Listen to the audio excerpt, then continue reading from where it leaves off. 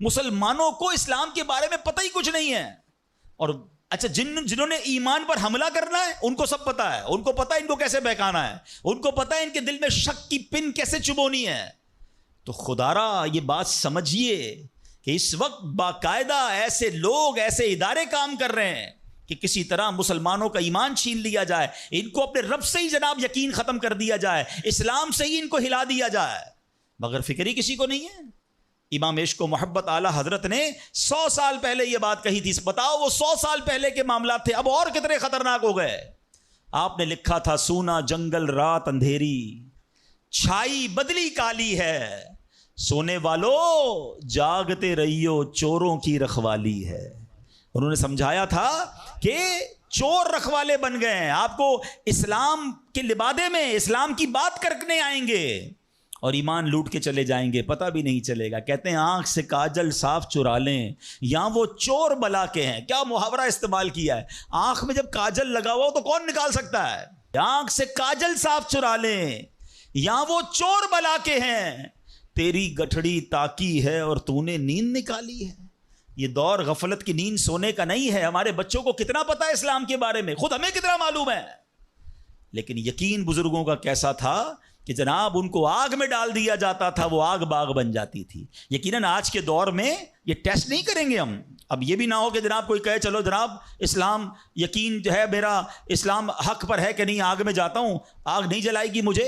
پہلا ایسے یقین بھی تو لائے نا. یہ امتحان اور ٹیسٹ کرنا ہمارا کام نہیں, یہ اللہ والوں کا انداز ہوتا تھا. بڑی خوبصورت بات سمجھیے گا کہ ہمیں کس طرح اللہ پر بھروسہ رکھنا ہے. ایک شخص نے حضرت عیسیٰ سے کہا آپ اللہ پر کامل بھروسہ کرتے ہیں؟ کہا بالکل کرتا ہوں. کہا پھر پہاڑ سے کود جائیں, اللہ نے بچانا ہوگا تو تمہیں بچا لے گا. آپ کا رب بچاتا ہے کہ نہیں بچاتا دیکھتے ہیں. کیا خوبصورت جواب دیا حضرت عیسیٰ علیہ السلام نے. آپ فرماتے ہیں اللہ پر بھروسہ ضرور رکھتا ہوں مگر اللہ کا امتحان نہیں لیتا ہوں. تو یہ بھی بات سمجھنے والی ہے. اس طرح کے ٹیسٹ نہیں لیے جاتے اپنے آپ پر, مگر ان واقعات سے سیکھنا کیا ہے کہ یقین کیسا ہونا چاہیے, رب کے فیصلوں پر اطمینان کیسا ہونا چاہیے. سبحان اللہ. انہی حضرت ابراہیم علیہ السلام کا ایک اور واقعہ ہے نا.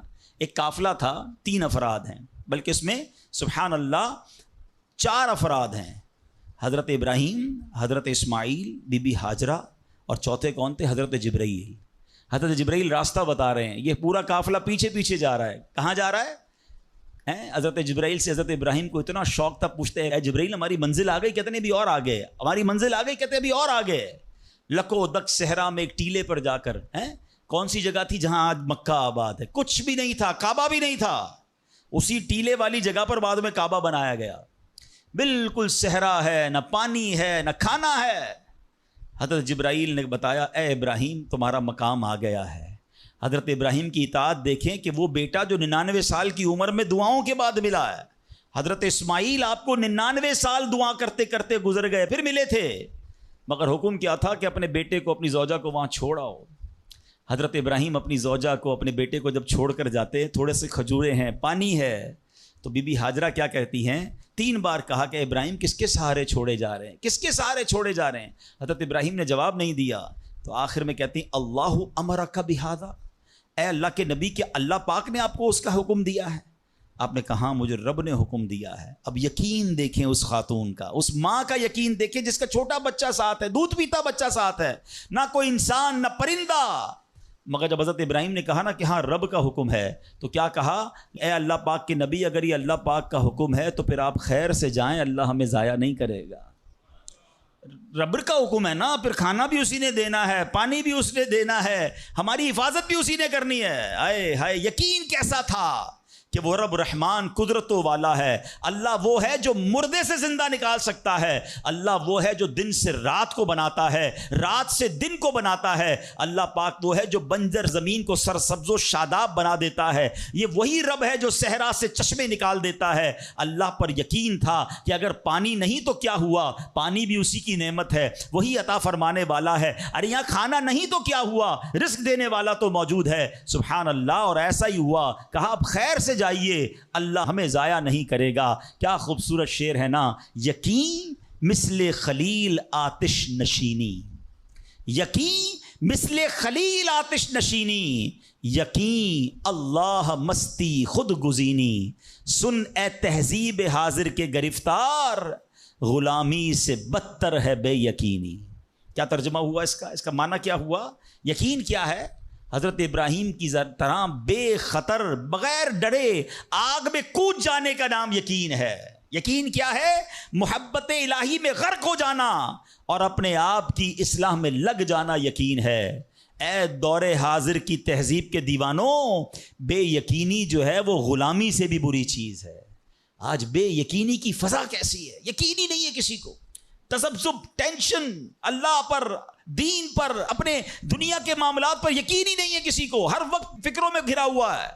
اے میرے پیارے اسلامی بھائیوں، آج غربت عام ہے، مشکلات ہیں، ہر دوسرا آدمی مشکلات میں پھنسا ہوا ہے، لڑائی جھگڑے ہیں، نا اتفاقی ہے، دنیا میں کئی جگہ تو مسلمان بیچارے ظلم و ستم کا شکار ہیں۔ اللہ پاک ان کی غیب سے مدد فرمائے۔ الحمدللہ مسلمانوں نے تاریخ میں شاندار کارنامے سر انجام دیے ہیں، اللہ کریم نے مسلمانوں کو بڑی شان و شوکت سے نوازا ہے، مگر اب حالات کسی اور طرح کے چل رہے ہیں۔ کبھی غور کیا اس کی وجہ کیا ہے؟ اس پر تجزیہ کیا جائے تو ایک بڑی وجہ سامنے یہ آتی ہے کہ مسلمانوں میں بے یقینی بڑھا دی گئی ہے۔ پیارے آقا مکی مدنی مصطفیٰ صلی اللہ تعالیٰ علیہ وسلم کا ذرا فرمان سنیے۔ مشہور صحابی حضرت ابو ہریرہ رضی اللہ تعالیٰ عنہ اس حدیث کے راوی ہیں، رسول ذیشان مکی مدنی سلطان صلی اللہ تعالیٰ علیہ وسلم نے فرمایا، ما اخاف علی امتی الا ضعف الیقین۔ آقا فرماتے مجھے اپنی امت پر خوف نہیں ہے مگر یقین کی کمزوری کا،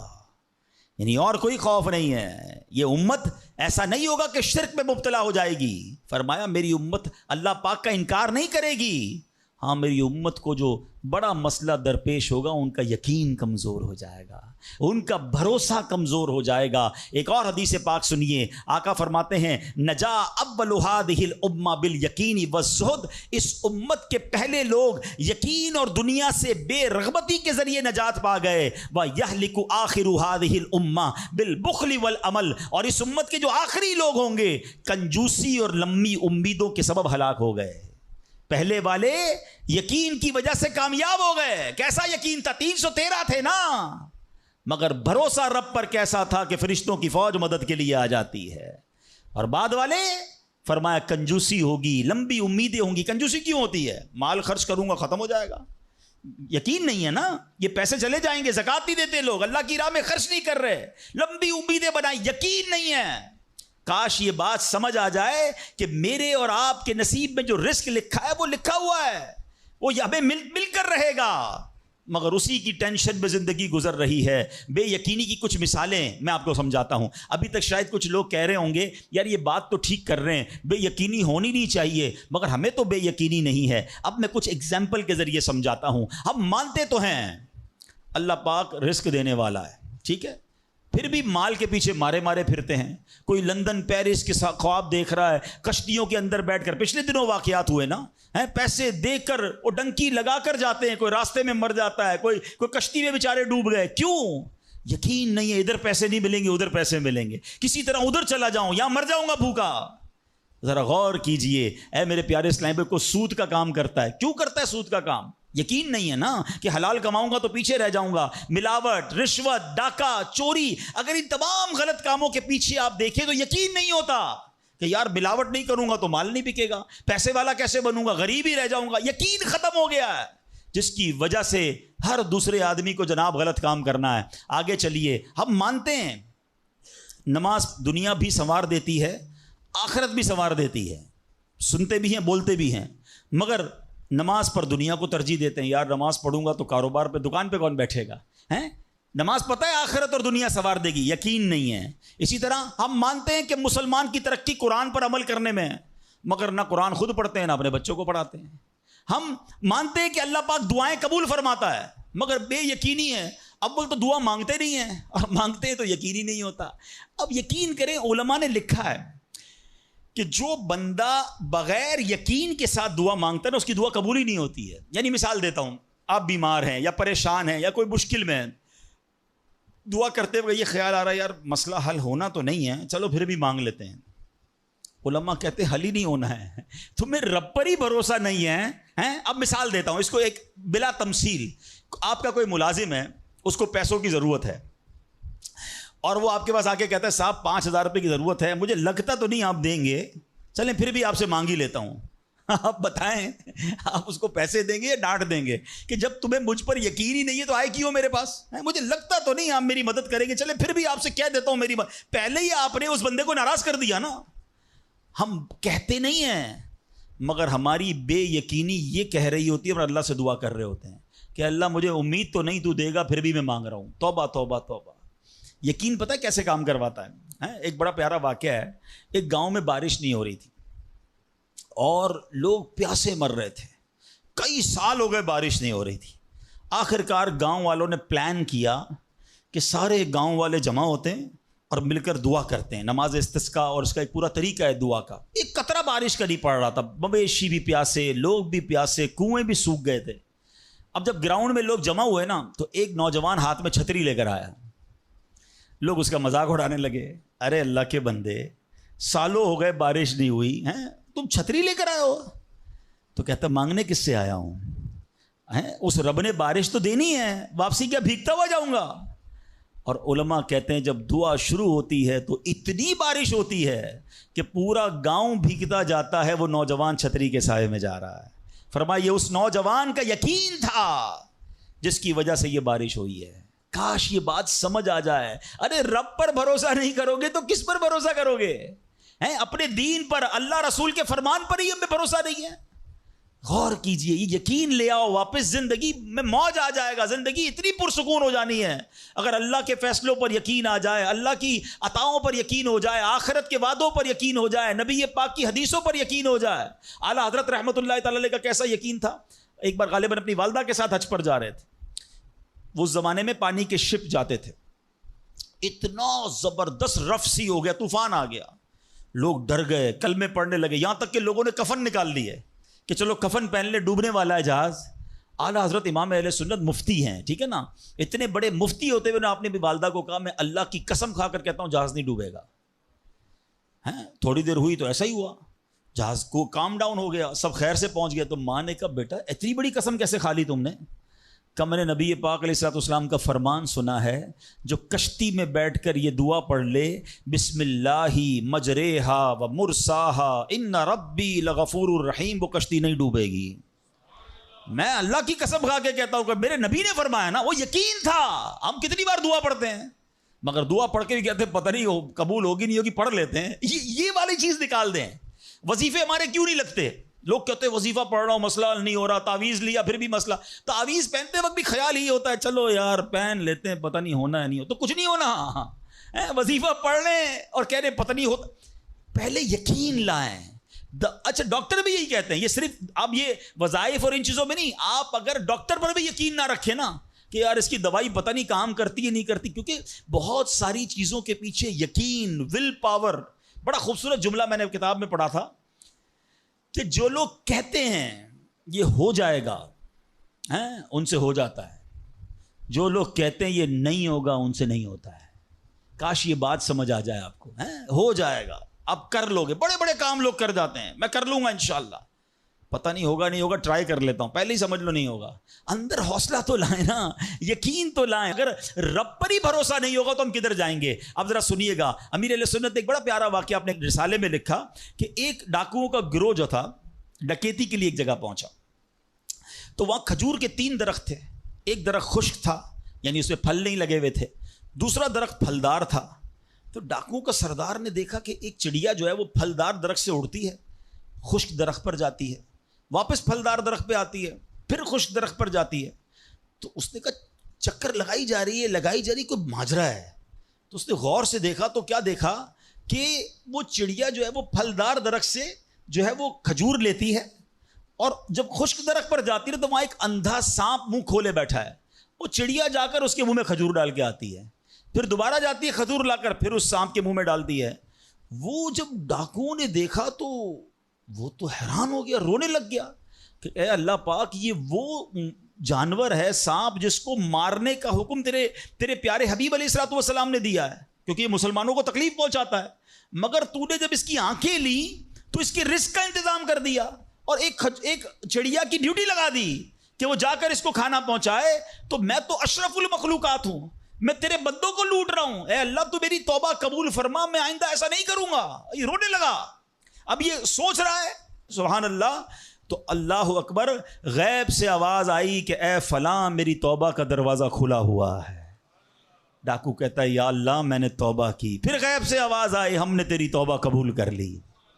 اچھا جب اس نے توبہ کی تو اس کے سارے ساتھی سن رہے تھے, سردار آپ نے توبہ کی, ہم نے بھی توبہ کی. کہا سوچو تو صحیح, ہم ڈکیتی کر رہے ہیں, ہم چوری کر رہے ہیں, رب جب اس اندھے سانپ کو روزی دے گا تو ہمیں کیوں نہیں دے گا؟ ہم اللہ کی قدرت پر یقین کیوں نہ رکھیں؟ سب نے توبہ کر لی. اب جب توبہ کر لی تو انہوں نے کہا کہ اب ایسا کرتے ہیں کہ حج کو چلتے ہیں. سارا قافلہ بنا کر, ڈاکوؤں کا قافلہ توبہ کر کے چلا حج کرنے کو. جب مکہ پاک کے قریب پہنچے نا تو وہاں ایک نابینا بڑھیا تھی. وہ ہر قافلے والے سے اس ڈاکوؤں کے سردار کا نام لے کے پوچھتی تھی وہ بندہ آیا تو ڈاکوؤں کا جب قافلہ ہے تو کہا میں ہی تو وہ ہوں.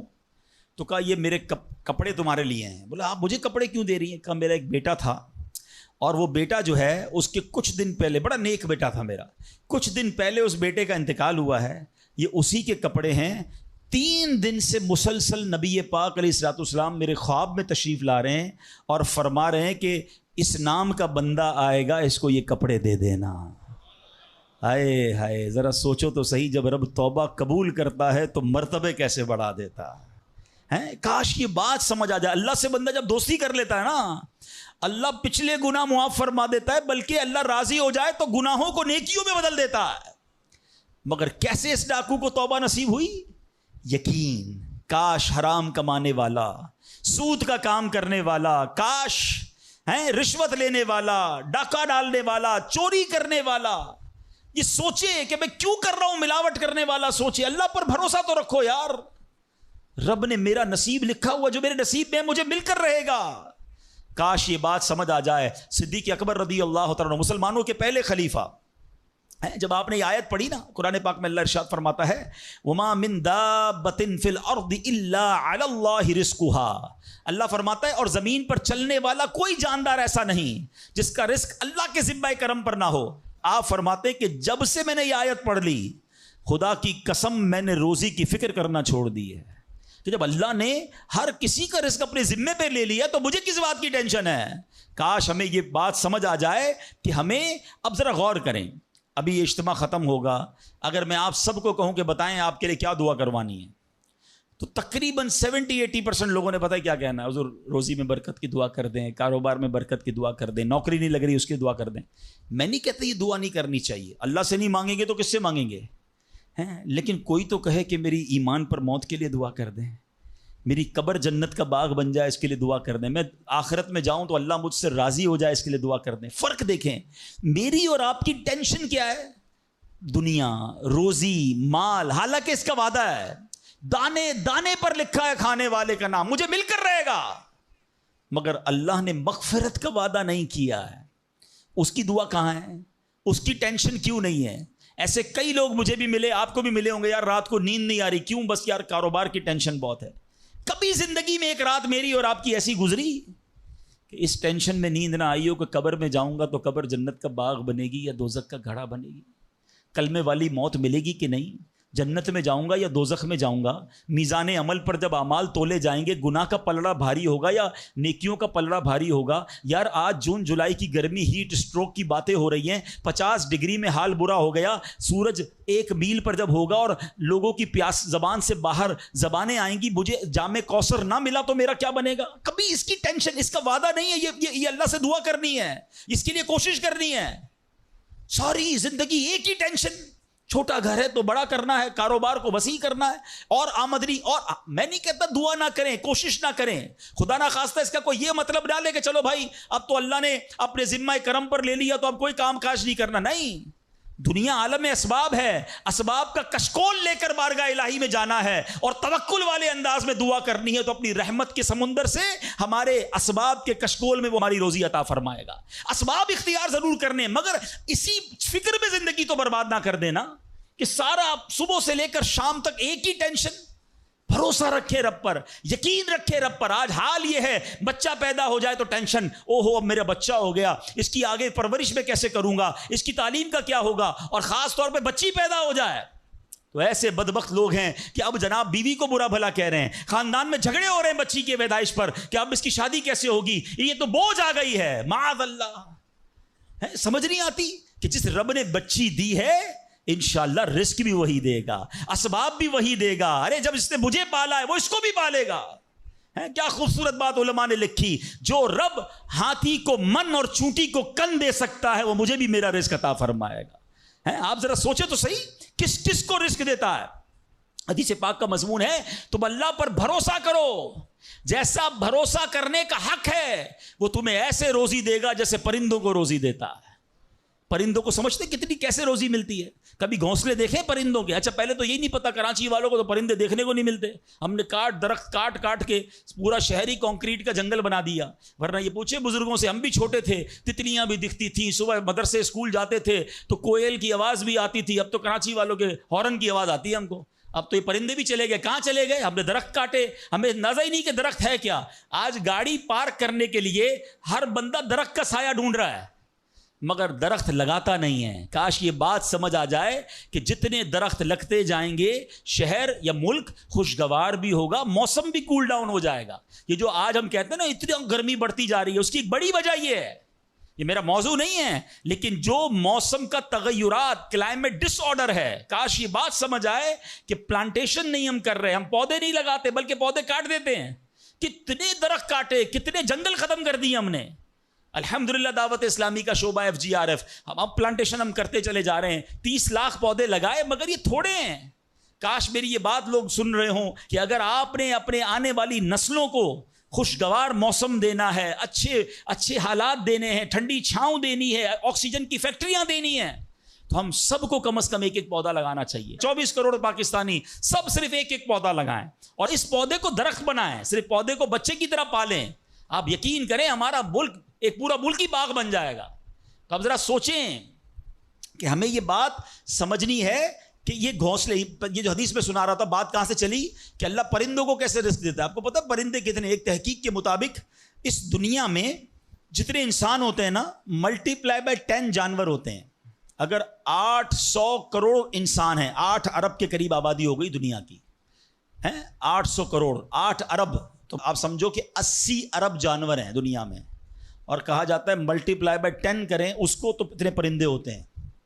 یعنی اس کا مطلب 800 ارب کم و بیش پرندے ہیں دنیا میں. آپ نے پرندوں کے گھونسلے دیکھے کبھی؟ یہ جب گھر سے صبح اڑتے ہیں نا اپنے گھونسلے سے، سب کے پیٹ خالی ہوتے ہیں. گھونسلے میں کوئی کبڈ نہیں ہوتی ہے، کوئی شام کا دوسرے دن کا چارہ نہیں ہوتا ہے، بچے چھوٹے چھوٹے چھوڑ کر جاتے ہیں. مگر یہ 800 ارب پرندے جب شام کو گھونسلے میں آتے ہیں اللہ سب کو رزق دے چکا ہوتا ہے. کوئی پرندہ دنیا میں بھوکا نہیں سوتا. کیا خوبصورت بات. سمجھو اس کا مزہ لو نا. رب ہاتھی کو من دیتا ہے، اس کو ہاتھی کو کتنا کھانا چاہیے؟ دنیا میں کتنے ہاتھی ہوں گے؟ اس کو روز کے منو کھانا مل جاتا ہے. اور چونٹی کو کن چاہیے ہوتا ہے چھوٹا سا، وہ رب اس کو کن بھی دے دیتا ہے. پرندوں کو روزی دے دیتا ہے. اور جو اشرف المخلوقات ہیں وہ ٹینشن کھا رہے ہیں. وہ کبھی بلڈ پریشر کی گولی، تو کبھی شوگر کی گولی، کبھی ڈاکٹر کے پاس. ٹینشن بہت ہے ڈاکٹر صاحب 2 سال بعد کیا ہوگا، مارکیٹ ڈاؤن. ارے بھائی تب سب چیزوں کا وعدہ ہے اور تم اس ٹینشن میں رہ گئے. ارے یہ کوشش کرنی تھی تو آخرت کی کرنی تھی، اللہ کو راضی کرنے کی کرنی تھی. لیکن ان تمام باتوں کے باوجود جیسے میں نے کہا نا کہ چھوڑنا نہیں ہے کام کاج. کچھ بے وقوف لوگ یہ سمجھ رہے ہوتے ہیں ایسا نہیں ہوگا. بڑی خوبصورت ایک بات اور کر دوں کہ اللہ پر بھروسہ کیسا کرنا ہے. ایک صوفی بزرگ شیخ سعدی لکھتے ہیں کہ ایک شخص تھا گھر سے محنت مزدوری کے لیے کام کاج کے لیے نکلا. اس نے دیکھا کہ ایک لومڑی ہے، اندھی ہے، اپاہج ہے، نہ دیکھ سکتی ہے نہ چل سکتی ہے. وہ حیران ہو گیا، ہاتھ پیر بھی نہیں، آنکھیں بھی نہیں، یہ لومڑی کھاتی کہاں سے ہے؟ چیک کرتا ہوں. تھوڑی دیر بیٹھا تو ایک شیر آیا. شیر نے کہیں سے شکار کیا تھا، وہ اپنا شکار لومڑی کے آگے ڈال دیا. اندھی لومڑی، اس نے جو کھانا تھا کھایا، باقی شیر لے کے چلا گیا. اس نے کہا کمال ہے جناب، اپاہج لومڑی کو رب رزق دیتا ہے تو مجھے کیا ضرورت ہے نوکری کرنے کی، مجھے کیا ضرورت ہے کام کاج کرنے کی. جا کے بیٹھ گیا مسجد میں. 3 دن ذکر کرتا رہا، عبادت کرتا رہا، ایک دانہ کھانے کو نہیں ملا. اللہ اللہ اللہ اللہ کر رہا ہے. اس کے بعد جب بھوک سے بحال ہو گیا تو اللہ سے فریاد کی، یا اللہ مجھے کوئی رزق نہیں ملا۔ کیا شاندار ارشاد ہوتا ہے، ابھی کیسا زبردست جملہ ہے۔ ارشاد ہوا تو نے لومڑی دیکھی ہے، شیر نہیں دیکھا ہے؟ لومڑی کیوں بننا ہے؟ شیر بننا، اپنا رزق بھی کما اور دوسرے کو کھلانے والا بن جا۔ کچھ لوگ سمجھتے مجھے کوئی اور کھلا ہے، میرا بھائی کما رہا ہے، میں گھر میں بیٹھا مزے کرتا رہا ہوں۔ نہیں، فرمایا ایک بلکہ واقعہ آتا ہے، ایک بزرگ کے بارے میں آتا ہے، ایک شخص گیا، کہا میں نمازیں پڑھ رہا ہوں، عبادت کرتا ہوں، میرا بھائی مجھے سپورٹ کرتا ہے، وہ روزی کماتا ہے۔ فرمایا تیرا بھائی تجھ سے زیادہ افضل ہے۔ اللہ کو یہ پسند ہے کہ بندہ اپنے ہاتھ سے کمائے، کسی پر ڈیپینڈیبل نہ رہے، کسی پر بوجھ نہ رہے، یہ شریعت کو محمود ہے۔ کوشش کرنی ہے، پھر اس کے بعد اللہ پر چھوڑ دینا ہے۔ کوشش سے انکار نہیں ہے، مگر صرف کوشش کرتے کرتے نمازیں بھی جا رہی ہیں، بھروسہ بھی رب پہ جا رہا ہے، یقین بھی ختم ہو رہا ہے، صبح سے شام مال کما رہا ہے، یہ پسندیدہ نہیں ہے۔ تو ان دونوں چیزوں میں فرق کرنا ہے اور اللہ پر یقین رکھنا ہے، پھر دیکھیں انشاءاللہ کیسے دنیا اور آخرت کی برکتیں ملتی ہیں۔ تو بہرحال میرے پیارے اسلامی بھائیوں، کاش یقین مل جائے تو پھر دیکھیں یقین کیسے کام بناتا ہے۔ امام حسن بصری نے ایک حدیث پاک بیان کی، آپ فرماتے ہیں، حدیث سنیے گا، پیارے آقا علیہ الصلوۃ والسلام فرماتے ہیں، لوگوں کو اس دنیا میں سب سے بہترین چیز یقین اور عافیت عطا کی گئی ہے، لہٰذا اللہ پاک سے ان دونوں چیزوں کو سوال کیا کرو، اللہ سے یقین مانگے اور اللہ سے عافیت مانگے۔ امام حسن بصری جب حدیث پاک بیان کی نا تو فرمایا، رسول اکرم علیہ الصلوۃ والسلام نے سچ فرمایا، یقین ہی کی برکت سے جنت ملتی ہے، یقین ہی کی برکت سے آدمی جہنم سے دور بھاگتا ہے، یقین ہی کی برکت سے فرائض پورے ادا کرتا ہے، یقین ہی کی برکت سے آدمی ایمان پر ثابت قدم رہتا ہے، اور عافیت میں بڑی بھلائی رکھ دی گئی ہے۔ اے کاش ہمیں یقین ملے، ہمیں عافیت ملے۔ حدیث پاک میں آتا ہے، حدیث قدسی ہے، اللہ پر کیسا بھروسہ رکھنا ہے؟ انا عند ظن عبدی بی، میں اپنے بندے کے گمان کے نزدیک ہوتا ہوں جو مجھ سے رکھے۔ مفتی احمد یار خان نعیمی اس حدیث پاک کے تحت فرماتے ہیں، یہاں عبد سے مراد بندہ مومن ہے، یعنی بندہ میرے بارے میں جیسا یقین رکھے گا میں ویسا ہی اس کے ساتھ معاملہ کروں گا۔ بس یہ سمجھ لو آج بات، میرا اللہ بہتر فرمائے گا، رب میرے لیے بہترین فیصلہ کرے گا، وہ مجھے پالنے والا ہے، میری ماں سے زیادہ چاہنے والا۔ یقین تو کرو نا اس پر، لوگوں کو اللہ پر ہی یقین نہیں رہا ہے، میرا تو کام ہی خراب ہو جاتا ہے، اللہ معاذ اللہ، اب اس پہ کفریہ کلمات بھی کہہ دیتے ہیں، میرا تو جناب مسئلہ ہی حل نہیں ہوتا، میری دعا تو رب سنتا ہی نہیں ہے، میری مشکل آسان وہ کرتا ہی نہیں ہے۔ تم کھڑے نہیں ہو سکو گے، تم اللہ سے بدگمان نہ رہنا۔ اللہ کرے کہ انسان یہ سمجھ جائے کہ مجھے رب پر اچھا گمان رکھنا ہے۔ شاعر کہتے ہیں نا، جو سوچتا ہوں وہی بات ہونے لگتی ہے۔ پوچھو پازیٹیو لوگوں سے، ان کے ساتھ پازیٹیو جب سوچتے ہیں پازیٹیو ہونے لگتا ہے۔ جو سوچتا ہوں وہی بات ہونے لگتی ہے، جڑا ہوا ہے زمانہ میرے گمان کے ساتھ۔ اچھا سوچو گے تمہیں اچھا ملے گا۔ اب غور فرمائیے، جب یہ ذہنی بندہ بنا لے یار سچ سے کاروبار نہیں چلتا، تو پھر آپ کو برکت کاروبار میں کیسے ملے گی؟ پہلے ہی آپ نے یقین کر لیا ہے۔ جب یہ ذہن بنا لے کہ نماز کے لیے وقت نکالا تو کام میں نقصان ہو جائے گا، تو پھر کام میں ترقی بھی نہیں ملے گی۔ اب ذہن بنا لیا کہ ترقی کے لیے صرف دنیا کی ڈگریاں کمانی ہیں، تو پھر قرآن کریم کی برکات کہاں سے نصیب ہوں گی؟ جب یہ ذہن بنا لیا کہ آج نیکی کا دور ہی نہیں ہے، کچھ لوگوں کا ذہن بن گیا ہے بھائی جناب کوئی نیکی کا دور نہیں ہے، تو پھر نیکی کی برکت بھی نہیں ملے گی۔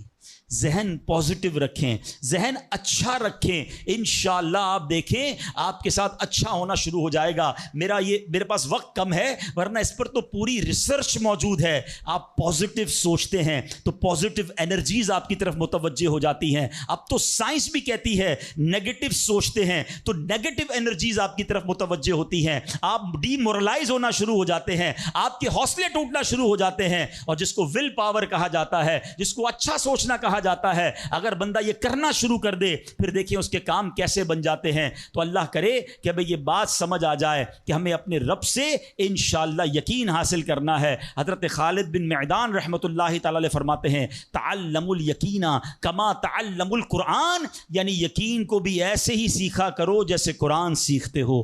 میں نے بھی اسے سیکھ کر حاصل کیا ہے۔ سبحان اللہ۔ اب یقین سیکھنے کے لیے، یقین حاصل کرنے کے لیے علماء نے بڑے طریقے لکھے۔ پہلے تو بندہ بندہ دعا کرے کہ اے اللہ مجھے اپنا یقین عطا فرما. بڑی پیاری دعا حضرت ابوبکر صدیق کیا کرتے تھے. اللہم حب لی ایمانا و یقینا و معافاتا و نیہ.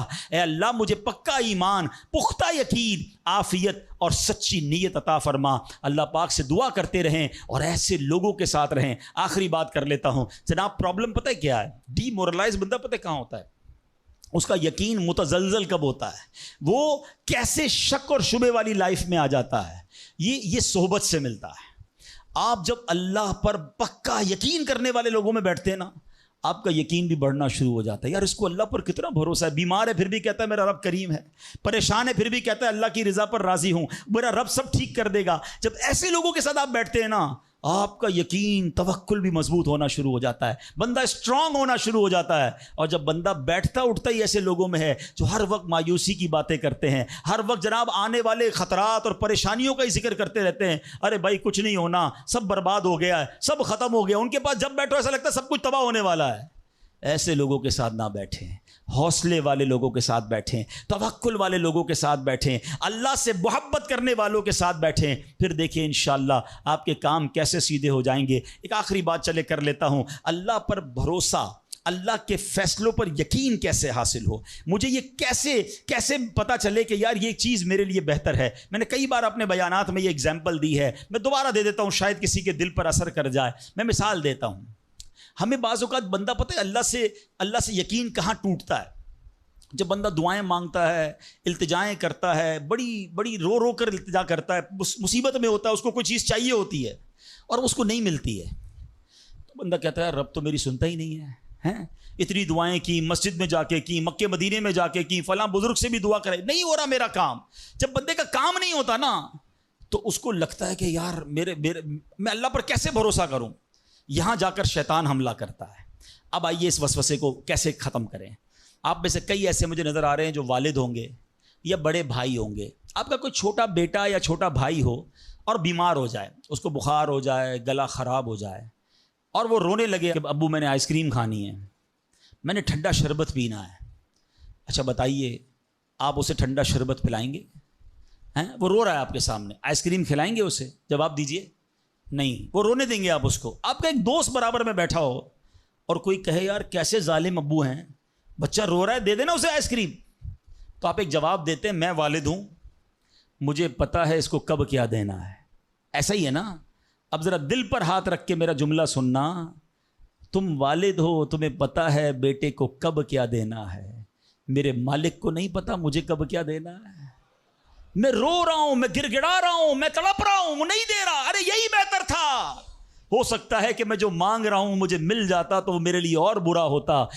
علماء کہتے ہیں کسی کا امیر ہونا اس کے لیے اچھا ہے، کیونکہ وہ غریب ہوگا تو وہ ایمان سے متزلزل ہو جائے گا. کسی کا غریب ہونا اس کے لیے اچھا ہے، کیونکہ اگر اسے مال دے دیا جائے گا تو اس کا ایمان چلا جائے گا، وہ غلط کاموں میں پڑ جائے گا. کسی کو اولاد دینا اس کے لیے اچھا ہے اور کسی کو بے اولاد رکھنا اس کے لیے اچھا ہے. ہو سکتا ہے بیٹا ایسا ہونے والا ہو جو بڑا ہو کے باپ کو ہی مار کے گھر سے نکال دے. کیا ہم نے نہیں دیکھے ایسے واقعات؟ ایسی اولاد نہیں دیکھی جو ماں باپ کو قتل کر دیتی ہے؟ لوگ کہتے ہیں اس سے بہتر تو بچہ ہی نہ ہوتا. ارے رب بہتر جانتا ہے مجھے کیوں بیٹا نہیں مل رہا، مجھے کیوں بیٹی نہیں مل رہی، مجھے کیوں اولاد نہیں ہو رہی، مجھے کیوں مال نہیں مل رہا، میں اب تک گھر کیوں نہیں لے سکا. ہو سکتا ہے میرے رب نے اس کے بدلے میرے لیے بہت ساری نعمتیں رکھی ہوں. کاش یہ بات سمجھ آ جائے. مجھے ایک بات بتاؤ نا، میری ماں، آپ کی ماں، دنیا میں سب سے زیادہ ہم سے پیار کون کرتا ہے؟ ہماری ماں کرتی ہے. کبھی ماں ہمارے لیے غلط فیصلہ کر سکتی ہے؟ نہیں کر سکتی. ارے جو ماں میرا اچھا سوچتی ہے، اس ماں کے دل میں جس نے ممتا ڈالی ہے، جو کروڑوں ماؤں سے زیادہ مجھے چاہنے والا ہے، وہ میرے بارے میں کیوں نہ اچھا فیصلہ فرمائے گا. کاش یہ یقین آ جائے کہ جو رب نے کیا ہے وہی بہتر کیا ہے. سبحان اللہ. زندگی کا ایک اصول بنا لو، میرا کام، جب آپ کا کام ہو جائے نا تب بھی کہو اللہ کا شکر ہے، اور جب کام نہ ہو کہو جب بھی اللہ کا شکر ہے. میرے لیے یہی بہتر ہوگا. آپ مزے میں آ جاؤ گے. اللہ سے دوستی کر لو. اے میرے رب جو تو نے فیصلہ کیا میں اس پر راضی ہوں. آپ کسی ٹینشن میں نہیں رہو گے. ہمارا پرابلم پتہ ہے کیا ہے؟ ڈیفنس کے لوگوں جانتے ہیں، کبھی گزرتے ہوں گے نا ڈیفنس کی گلیوں سے، یار یہ پلاٹ بہت اچھا مل رہا تھا، 4 سال پہلے یہ ریٹ تھا، میں لے لیتا، آج تو کتنی پرائس ہو گئی. یار وہ گاڑی 1 مہینہ پہلے لینے والا تھا، نہیں لی، گورنمنٹ نے پرائس بڑھا دی. یار یہ فیکٹری میں پہلے خرید لیتا. اسی ٹینشن میں رہتے ہیں، یہ کر لیتا وہ کر لیتا. ارے نہیں کیا, نہیں ہوا, وہی میرے لیے بہتر تھا. جو رب نے دیا وہی میرے لیے بہتر ہے. خدا کی قسم جس دن اللہ پر بھروسہ سیکھ لیا, رب سے دوستی کر لی, رب کے فیصلوں پر اطمینان تمہیں حاصل ہو گیا, زندگی کے بہت سارے غم ختم ہو جائیں گے. جو بھی ہوگا وہ رب کی طرف سے ہے. ارے جب حضرت ابراہیم آگ میں ڈالے جا رہے ہیں, جبریل امین آ کے پوچھتے بتاؤ اے ابراہیم تمہاری کوئی مدد کر سکتا ہوں, کوئی حاجت ہے؟ فرماتے مجھے کوئی حاجت نہیں. کہا اللہ سے تو کہہ دو کہ رب دیکھ رہا ہے, اس کا دیکھنا میرے مانگنے سے بہتر ہے. ہائے ہائے, اللہ حضرت ابراہیم کے اس یقین کا کوئی ذرہ عطا فرما دے, اس توکل کا کوئی حصہ عطا فرما دے.